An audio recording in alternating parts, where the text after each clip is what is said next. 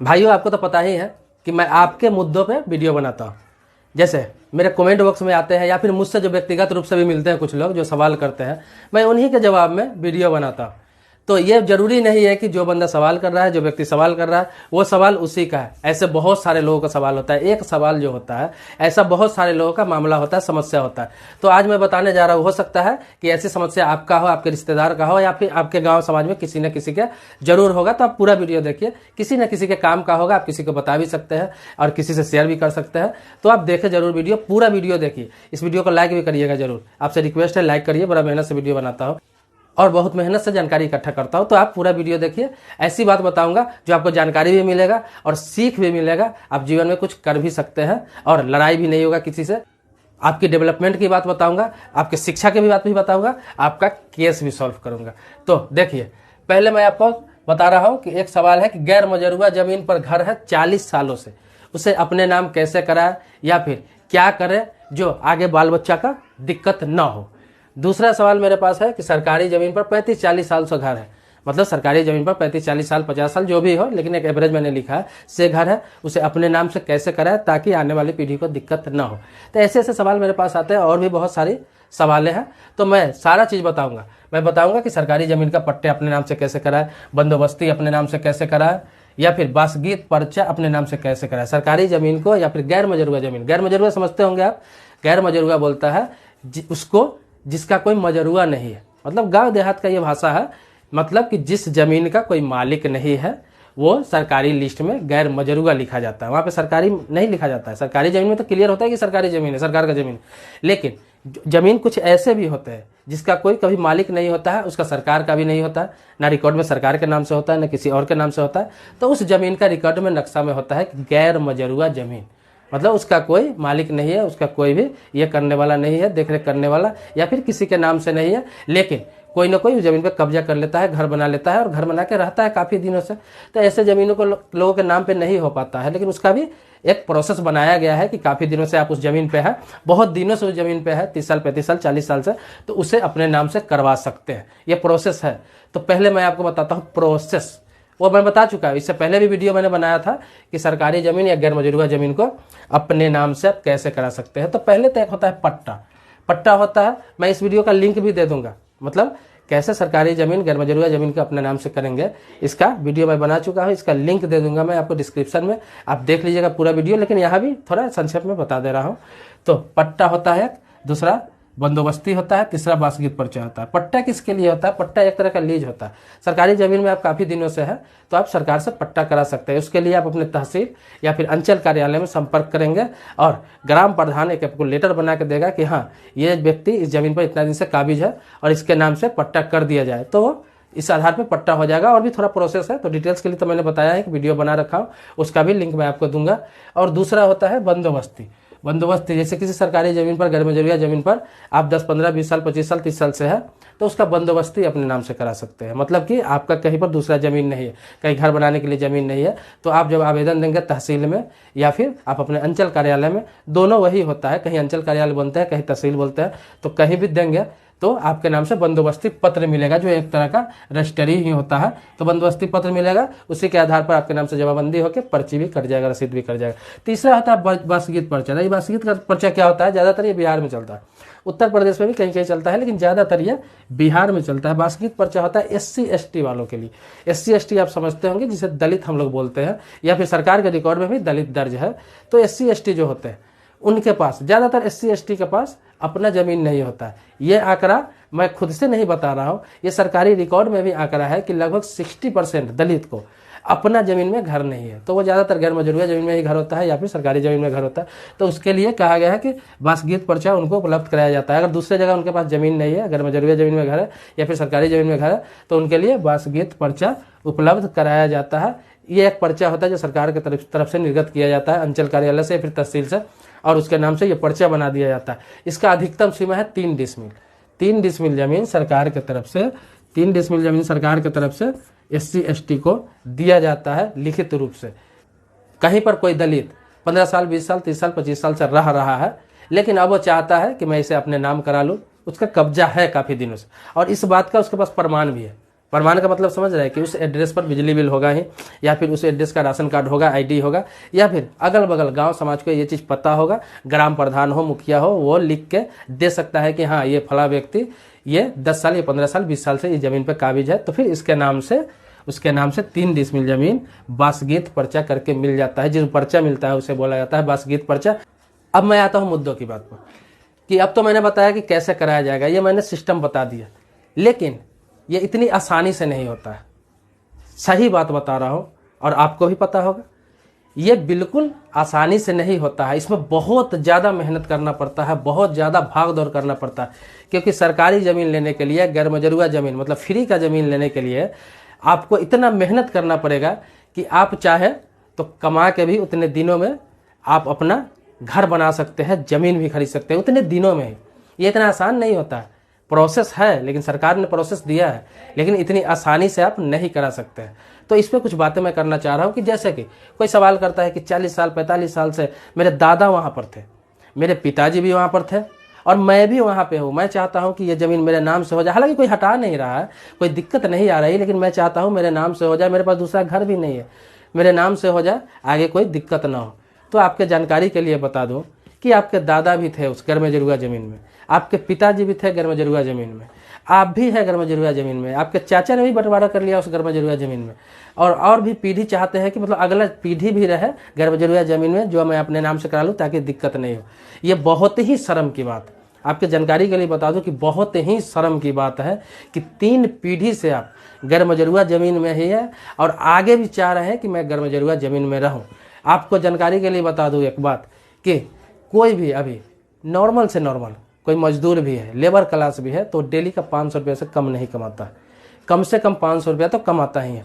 अगर किसी के घर में 2 व्यक्ति कमाने वाला है, उसका बेटा कमाने वाला है, कोई और भी कमाने वाला है, तो 2-3 लोग मिलकर कमाते हैं, तो इस हिसाब से 40-45 हज़ार रुपये महीने का कमाता है। लेकिन मैं एक व्यक्ति पे ले रहा हूँ जिसका छोटा सा फैमिली है, मान ली पति पत्नी है और 2 बच्चे हैं, अगर 500 रुपया भी डेली कमाता है वो व्यक्ति, तो 15,000 रुपया महीना हुआ। आप कहेंगे डेली काम मिलता नहीं, चलो मान लेता हूँ कि 1 सप्ताह काम नहीं मिलता, तो मैंने आपको बताया कि चलो मान लेते हैं 1 हफ्ता काम नहीं मिलता है, 23 दिन ही काम मिलता है, महीने में 23 दिन काम मिलता है, 23 दिन भी काम मिलता है तो भी 500 रुपया के रोज़ से 11,500 रुपया होता है।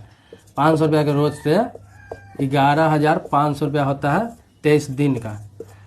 23 दिन ही काम मिला तो 11,500 रुपया हुआ। तो इसमें से 4 व्यक्ति का फैमिली है, तो मुश्किल से, चलो सारे पैसे खा गए, मुश्किल से 3,000 4,000 या 5,000 रुपया भी जरूर बचता होगा। इतना तो बचता ही होगा। अगर उसे कैलकुलेट आप साल में करेंगे, अगर 5,000 का कैलकुलेट करेंगे तो 12-25 60,000 रुपये साल का बचत होता है सारा काट के।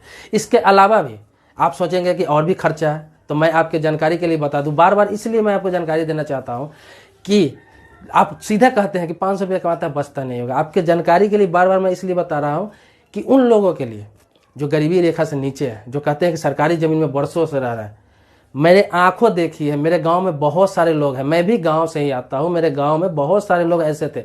अभी फिलहाल मैं शहर में शिफ्ट हुआ हूं, लेकिन अभी भी गांव में मैं जाता हूं, मेरे गांव में घर है, मेरे गांव में ऐसे बहुत सारे लोग हैं जिन्हें मैं जानता हूं। तो इन लोगों को होता क्या है कि सरकार की तरफ से राशन मिलता है, इतना राशन तो जरूर मिल जाता है कि पूरे महीना चल जाता है, खाने का इंतजाम हो गया। उसके अलावा घर बनाने के लिए इंदिरा आवास, प्रधानमंत्री योजना, ऐसे बहुत सारे आवास योजना है जो उन्हें मिलता है। नल जल योजना की तरह नल मिल जाता है, शौचालय मिल जाता है, सारा चीज़ तो सरकार की तरफ से उपलब्ध हो ही जाती है उन्हें। इसके अलावा भी मैं बता रहा हूँ कि 7-8 हज़ार रुपया महीने में वो खर्च कर सकता है, तो फिर भी 5,000 रुपया 60,000 रुपया साल का हुआ। इस हिसाब से आप जोड़ेंगे तो 5, 6, 7 साल 8 साल में वो गाँव में 1 कट्ठा ज़मीन 2 कट्ठा ज़मीन आसानी से खरीद सकता है। क्योंकि गांव में अभी भी ज़मीन का कीमत 2 लाख रुपये, 3 लाख रुपये, 4 लाख रुपये कट्ठा ज़मीन है। अगर आप ज़्यादा अंदर जाएंगे तो लाख रुपये कट्ठा भी ज़मीन मिल जाता है। वो व्यक्ति अगर 70 सालों से, 80 सालों से, 90 सालों से पीढ़ी दर पीढ़ी अगर सरकारी ज़मीन में घर बना के रह रहा है, गैर मजरूआ ज़मीन में घर बना के रह रहा है, तो यहाँ पे गरीबी कारण नहीं है, कारण गरीबी हो ही नहीं सकता है। इसलिए नहीं हो सकता है क्योंकि एक MBA किया हुआ लड़का एक इंजीनियरिंग किया हुआ लड़का अभी आप देखेंगे कि 12,000, 13,000, 14,000 रुपये का सैलरी पे जॉब करता है। यहाँ तक कि मैंने देखा है इंजीनियर को 8,000 रुपये सैलरी पे जॉब करता हुआ, लेकिन उसका एम ये होता है कि मैं 5 सालों में ये काम कर लूँगा, मैं 5 सालों में फलानी जगह फ्लैट लूँगा, 5 सालों में मैं गाड़ी लूँगा, 5 सालों में मैं बंगला लूँगा, 10 सालों में ये करूँगा, 15 सालों में ये करूँगा, 20। उसका हर 5 साल 10 साल का एक एम होता है और जैसे जैसे 5 साल बीतता रहता है कुछ ना कुछ एसेट बनाते रहता है, कुछ ना कुछ अचीवमेंट करता रहता है। लेकिन जो व्यक्ति पूरा जीवन भर डेली 500, 700, 800 रुपया कमा रहा है, राशन मिल रहा है, उसको घर मिल रहा है, पानी पीने का मिल रहा है, सारा व्यवस्था मिल रहा है, यहाँ तक कि कोई आपदा विपदा आ जाता है तो सरकार की तरफ से 2,000, 4,000, 10,000 रुपया तो आते ही रहता है, पेंशन योजना मिलता रहता है, बहुत सारा योजना मिलता रहता है। इसके अलावा भी वो आदमी बोले कि 70 साल तो देश का आज़ादी के हुआ, कोई तो बोलता है आज़ादी से पहले से, मतलब वहाँ से मैं सरकारी ज़मीन, गैर मजरूआ ज़मीन में आ रहा हूँ, परदादा दादा, मेरा बाप, मैं और मेरे बच्चे भी रहेंगे उसमें। आप सोच सकते हैं कि देश से गरीबी ऐसे कभी ख़त्म हो सकती है? कभी नहीं ख़त्म हो सकती है। ये गरीबी पैसों की नहीं है, ये गरीबी सोच की गरीबी है, मतलब दिमाग का गरीबी है, उसका फितरत हो गया हुआ है उस व्यक्ति का। आप बुरा नहीं माने, अगर मैं ऐसा नहीं बोलूँगा तो आगे भी आप ऐसा नहीं सोचेंगे, ऐसा आगे बढ़ने के कुछ नहीं करेंगे और इसी चक्कर में पड़े रहेंगे। मैं आपको ये भी बता रहा हूँ, मैं ये बोलना नहीं चाह रहा हूँ, मैं पर्सनली किसी का नहीं बोल रहा हूँ, ऐसे बहुत सारे मामला है। मैं ऐसे व्यक्ति का देखा हूँ जो 700, 800 रुपया डेली कमाता है। कोई राजमिस्त्री है जिसका 700 रुपया मिलता है, कोई लेबर है 500 रुपया मिलता है, या फिर कोई भी काम आप किसी भी लेबर के लेकर आए, आप घर बनाते होंगे, हर आम जनता सभी का घर बनता है, उसे पता है कि कितना वो पैसा उसको देता है और कितना घंटा काम करता है। वो 6 घंटा 7 घंटा काम करते हैं, 600-700 रुपया आराम से कमा लेते हैं। लेकिन होता क्या है कि बहुतों को दारू का लत होता है, बहुतों को डेली मीट खाने का लत होता है। तो इस तरह के लोग हैं जो अपने पीढ़ी के लिए नहीं सोचते हैं। उनका दादा, परदादा, पिता और खुद सरकारी गैर मजरूआ ज़मीन में रहते हैं और आगे भी ऐसा विचार है, उनका योजना है। लेकिन मैं आपको ये भी बता दूं कि ये सब कारण अशिक्षा है। अगर आप ये बोलते कि मेरा बाप गरीब था, मेरा दादा गरीब था, मेरा परदादा गरीब था, उसने कुछ नहीं किया, ठीक है, मैं भी मानता हूँ कुछ नहीं किया, किसी कारण से नहीं किया होगा, परिस्थिति रहा होगा इस तरह का, लेकिन कुछ नहीं किया तो कम से कम शिक्षा तो आपको देना चाहिए। शिक्षा भी तो दे सकता था, क्योंकि शिक्षा के लिए पैसे की आवश्यकता न थी, न आज भी है। सरकारी स्कूल में भी ऐसा साधन हो गया है, अभी तो ऐसी योजना हो गया। आपके अंदर इच्छा शक्ति होना चाहिए। अब होता क्या है ये भी बता दे रहा हूँ। गाँव में होता क्या है, किसी का बेटा है, 12 साल 15 साल का बेटा है, उसे कमाने के लिए भेज दिया, कहीं होटल में बर्तन साफ कर रहा है, और मुसलमान है तो पंचर की दुकान पर लगा दिया, वहाँ पे पंचर साट रहा है, 12 साल 13 साल 14 साल का हो गया, बहुत हो जाता है, कोई 2,000-1,500 रुपया दिया, पंचर की दुकान में भेज दिया, पंचर साट रहा है। तो उसको देख के, उस व्यक्ति को देख के आपके अंदर भी ये चीज़ जगता है, अरे देख रहे हो रहीम का बेटा तो पंचर की दुकान में काम करता है, 1,500 रुपया मिलता है उसको, हम अपना बेटा को भी भेज देंगे, क्या होगा पढ़ लिख के। इसी तरह अगर हिंदू है तो ऐसे, अरे सुरेश का बेटा तो बाहर रहता है, लेबर में काम करता है, अभी 3,000 रुपया महीना कमा लेता है, भेज दो इसको भी, कमाएगा कुछ आगे तरक्की होगा। लेकिन आप यहाँ पे तरक्की के लिए काम नहीं कर रहे होते, आप एक भविष्य बर्बाद कर रहे होते हैं, आप अपने बच्चे के भविष्य बर्बाद कर रहे होते हैं और अपने आप को धोखा दे रहे होते हैं। आपका बुढ़ापा में क्या हाल होने वाला है और क्या होता है वो सभी जानते हैं, इसीलिए ऐसे धोखे में खुद को न रखें, बच्चे का भविष्य बर्बाद न करें। तो अक्सर आप देखते होंगे, जितने पंचर की दुकान पर आप देखेंगे, आपको 15 साल 20 साल का लड़का पंचर बनाते हुए मिल जाएगा। आप चाय की दुकान में चले जाए, होटल में चले जाए, वहाँ पे आपको 12 साल 13 साल 14 साल का बच्चा मिल जाएगा चाय बनाते हुए। ये नहीं है कि वो गरीब है, उसका बाप कमाता नहीं है, परिस्थिति उसका खराब है, ऐसी कोई बात नहीं है। अभी उसका बाप गरीब भी होगा, अगर मान लिया जाए उसका बाप गरीब भी होगा तो जरूर 300-400 रुपया कमा ही लेता होगा। अगर साधन नहीं होगा तो सरकार की तरफ से राशन मिलता ही होगा, इंदिरा आवास योजना, प्रधानमंत्री आवास योजना की तरफ से आवास उसे मिला ही होगा, शौचालय योजना की तरफ से शौचालय मिला ही होगा। इसके अलावा भी बहुत सारी योजना है। वो बच्चा अगर पढ़ना चाहे तो अगर स्कूल में आप नाम लिखा दीजिए तो सरकार ड्रेस, साइकिल, छात्रवृत्ति योजना, क्या नहीं मिलता है। अगर आपको ये सब झूठ लगता है तो आप मिले मुझसे एक बार, जो भी मिलना चाहता है मैं चैलेंज करता हूँ, आप मिले मुझसे, मैं पूरा डिफिनेशन में लिखित रूप से समझा सकता हूँ और बता भी सकता हूँ कि ये सारा योजना का लाभ सभी लोगों को मिलता है, लेकिन इसका फायदा लोग नहीं उठा रहा है। इसके वजह से लोग नल्ले होते जा रहे हैं और निकम्मे होते जा रहे हैं और फ्री का लोग खोजते जा रहे हैं। भाई साहब ये हो क्या रहा है? ये ऐसे अगर चलता रहा, मतलब ये गरीबी का एपिसोड चल रहा है क्या?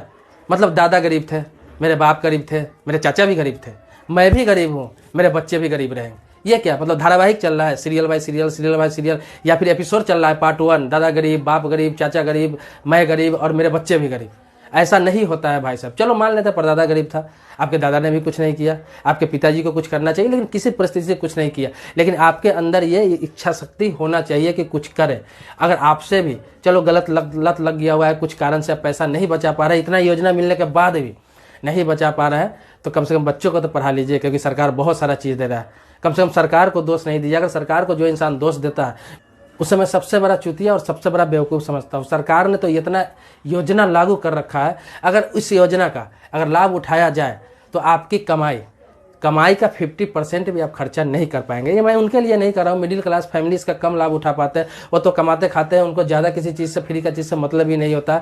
और अपर क्लास की तो बात ही छोड़ दीजिए, वो तो बड़े लोग होते हैं। लेकिन ये लोअर क्लास की बात कर रहा हूँ, जो लोग रोना रोते हैं कि 40 साल 50 साल 70 साल से सरकारी ज़मीन में घर है, आज तक 1 लाख रुपया 1.5 लाख 2 लाख का ज़मीन नहीं खरीद सकता। जरूरी है कि मैं जाकर टावर पर लाल किला के बगल में ही ज़मीन खरीदूँ, या फिर गेटवे ऑफ इंडिया के पास ही ज़मीन खरीदूँ, या फिर दिल्ली के मेन सिटी में ज़मीन खरीदूँ, या फिर लखनऊ में ही ज़मीन खरीदूँ, पटना में ही ज़मीन खरीदूँ? अरे बेवकूफ़ो, अगर तुम्हारे पास मान लीजिए अगर इच्छा शक्ति होगा कि मुझे ज़मीन खरीदना है, बसना है, तो 1 लाख रुपए का भी ज़मीन मिलता है, 50,000 का भी ज़मीन मिलता है, 5 लाख का भी ज़मीन मिलता है। उस हिसाब से तुम अगर पैसे बचत करके पहले थोड़ा सा ही स्टार्ट करो, किसी गांव में तुम 2 लाख रुपए कट्ठा कहीं ज़मीन ले लो, 1 कट्ठा, ताकि अपना ज़मीन हो जाएगा, एक छत हो जाएगा, तो वहाँ से अगला पीढ़ी गर्व से कहेगी कि मेरा भी घर है फलाने जगह पे। ये कौन सी बात हो गई कि 70 सालों से मेरा सरकारी ज़मीन में घर है, अपने नाम से कराना चाहता हूँ, बच्चे मेरे कैसे रहेंगे? बेवकूफ़ कहीं का। 70 साल से तुम्हारा बाप दादा सरकारी ज़मीन में, तुम भी सरकारी ज़मीन में, अब ये भी सोच रहे हो कि बच्चा भी सरकारी ज़मीन में रहेगा। 70 साल सरकार ने समय दिया, यहाँ पर भी सरकार का ही काम है। तुम सोचोगे सरकार कुछ नहीं कर रहा, 70 साल से हो सरकार ने तुम्हें कुछ नहीं कहा। समझो सरकार ने क्या दिया। कोई भी इंसान, किसी इंसान के ज़मीन में तुम 70 साल रह के बता दो, किसी आम आदमी के ज़मीन में 70 साल रह के बता दो, सरकार ने तुम्हें 70 साल मौका दिया, फिर भी तुम कुछ नहीं किया और सोच रहे उसका ज़मीन भी हड़प ले, मतलब उस जमीन को अपने नाम से भी करा ले ताकि बेच के खाने में मजा आए। क्या करोगे? सरकारी जमीन तुम्हारे नाम से होगा तो उसको बेचोगे, 100% बेच के भाग जाओगे, क्योंकि तो सोचोगे सरकार का जमीन है, अपना होगा वो अलग बात होगा। तो तुम्हारा नियत खराब है।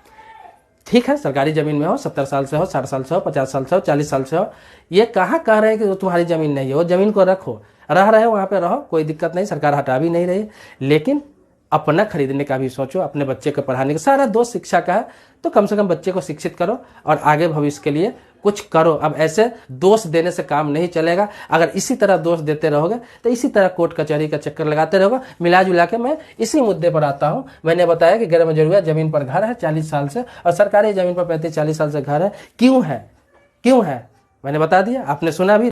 कारण यही है। अगर इन सब चीज़ों पर आप गौर कर लेंगे, मेरी बात बुरी लग सकती है आपको, लग जाएगी, आप कुछ कर नहीं सकते हैं मैंने अच्छी बात बताई है, क्योंकि अच्छा बात बताने वाला हमेशा बुरा होता है। सरकार भी अच्छी बात करेगी आपको। सरकार योजना क्यों देती है?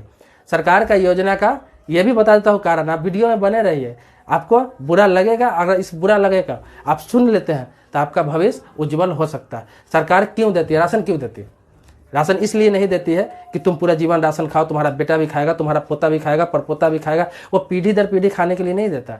तुम्हें इसलिए सरकार राशन देता है, सरकार आवास देता है, सरकार नल जल योजना देता है, सरकार तुम्हें हर चीज़ उपलब्ध मुहैया इसलिए कराता है, शिक्षा फ्री उपलब्ध इसलिए कराता है कि कम से कम तुम्हारे पास इतना साधन हो जाए कि तुम्हारे पास पैसे बचे, अगला पीढ़ी को गरीबी में जीना नहीं पड़े और अगला पीढ़ी को ये सब का मोहताज नहीं रहना पड़े, इस तरह का फ्री का कुछ लेना न पड़े।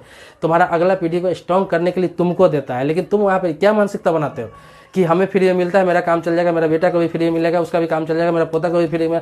मतलब ये फ्री का तुम आदत लगा लेते हो। ये तुम्हारी कमी है, ये सरकार की कमी नहीं। बाद में कहते हो सरकार कुछ नहीं दे रही। अरे दे तो रही है।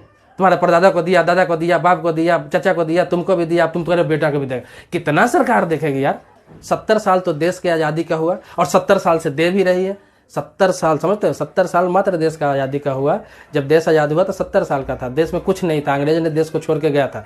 लेकिन तब से लगातार सरकार आपको दे रही है, तो सरकार स्ट्रांग हो गई। आज हमारे देश में परमाणु बम है, वैज्ञानिक चांद पे जा रहे हैं, देश इतना डेवलप कर गए, लगभग लाखों अरबपति है अपना देश में, बहुत बड़े बड़े लोग हो गए, बहुत लोग आगे निकल गए। लेकिन तुम आज भी सोच रहे हो कि मुझे सरकार ही देगी तो मैं खाऊंगा।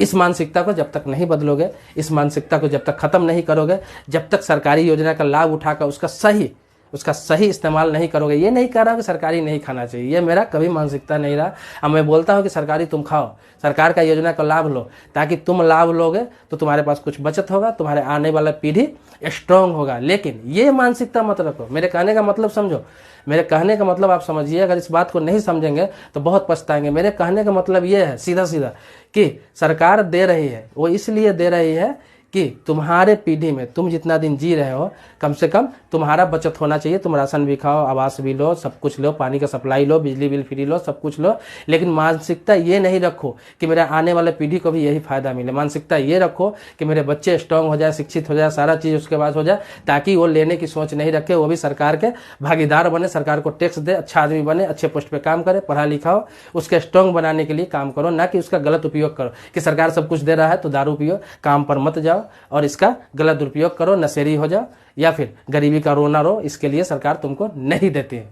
ये बात उनको बुरी लगेगी जिन्हें कुछ करना नहीं है और फिर उसी धर्रे पे चलना है। न शिक्षा से मतलब है उन्हें, न उसे आगे अपने पीढ़ी से मतलब है और ना ही आगे कुछ करना चाहते हैं। उन्हें बुरा लग सकता है, लेकिन जो इंसान इस वीडियो को देख के कुछ अगर कर ले, कुछ अपने जीवन में इसको उतार ले, जितने भी मैंने बातें बोली है अगर उसे दिल पे लग जाए तो इंसान गरीबी रेखा से बाहर निकल जाएगा। इसी पीढ़ी में हो सकता है इस पीढ़ी में वो गरीब रहे, लेकिन अगला पीढ़ी उसका उज्जवल भविष्य होगा, शिक्षित भी होगा और रोजगार भी उसके पास रहेगा, अपने जमीन में घर भी रहेगा, सारा चीज रहेगा। इतना ही कमाई में, सीमित साधन में, क्योंकि सारा चीज सरकार भी उपलब्ध करा रही है और तुम भी कमा रहे हो, उतना ही पैसा में बहुत कुछ कर सकते हो। तो मैंने मिला जुला के मैं यही मुद्दे पर आ रहा हूँ। आप देखेंगे तो इसी से सारा चीज संबंधित है। जितनी बातें मैंने बताई वो इसी सवाल से संबंधित है।